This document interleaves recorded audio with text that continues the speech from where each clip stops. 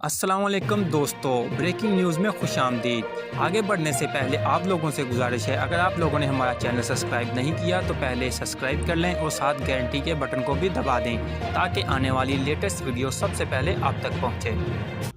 मुत्तहिद अरब अमारात के बाद बहरीन ने भी इसराइल को तस्लीम करने का फैसला कर लिया है। अमेरिकी सदर डोनाल्ड ट्रंप ने कहा, आज एक और तरीकी पेशरफ्त हुई है। 30 दिनों के दौरान एक और अरब इस्लामी मुल्क ने इसराइल को तस्लीम करने का फैसला कर लिया।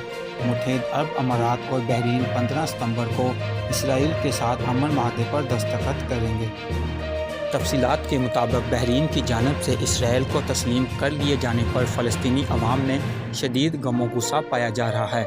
अल अज़ीज़िया के मुताबिक फ़लस्तीनी अवाम ने अमेरिकी सदर की जानिब से किए जाने वाले बहरीन इसराइल माहदे के ऐलान पर सख्त रद्दअमल देते हुए इस कदम को एक और अरब मुल्क की जानिब से फ़लस्तीनियों की पीठ में छुरा घोंपने जैसा करार दे दिया।